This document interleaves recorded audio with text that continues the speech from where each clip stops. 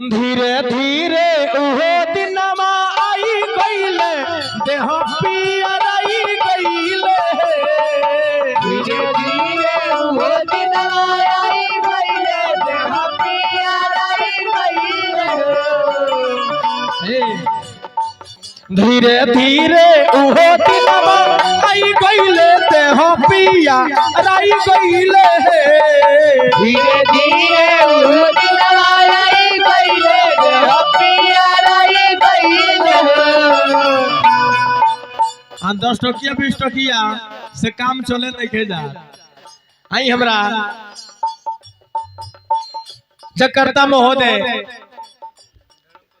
के धर्म पत्नी जी की ओर से बड़ी बड़ी हाजिरी भगवान से कामना कर मनोकामना पूरा करी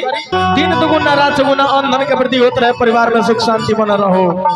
कहे के कैसे बा धीरे धीरे उहो दिनमा आई गईले देह पिया राई गईले धीरे धीरे उहो दिनमा आई गईले देह पियराई गईले हमरा अशोक जी के धर्म पत्नी की ओर से बड़ी बड़ी हाजिरी सोहर पर मोहर मिलल भगवान से कामना कर मनोकामना पूरा करी दिन दुगुना रात चौगुना अंधन के प्रति बना रहे आई जोड़ी हमरा सब बना रहो पिंटू बाबा हे लाला नटी कोरा परमाना मालो भाए लागल मुह परियाए लागल हे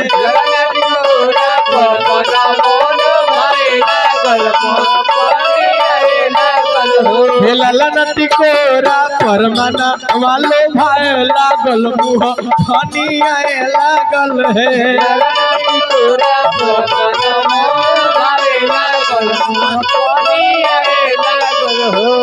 हमरा त्रिलोकी जी की ओर से अब दिने पर दिन रोगा मखचूस भइल जाता नहीं पहले प्राइवेट नौकरी रहलो तो नगदे देत रहनी हो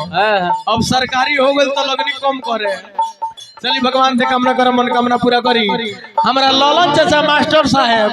आ वहां के पत्नी आ जाई लोगिन संगे संगे हमरा अशोक जी के फुआ फूफा मौसा मौसी जितना लोग आइल बा सब लोग पहुंच जाए सोहर में इस सोहर हजार तनी कब के पिंटू बाबा जब 6 महीना के पेट हो जाला वो ब्रजा तनी का होला भात देखी आवेला ओ काई तो दाल देखी भूलैया आवे ओ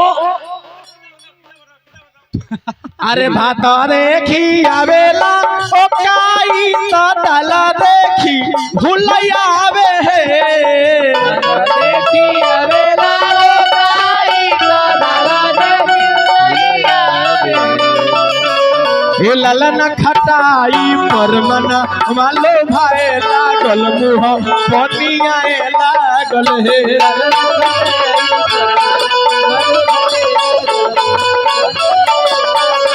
हे ललन खटाई परमना मालो भाए लागल मुह पनियाए लागल हे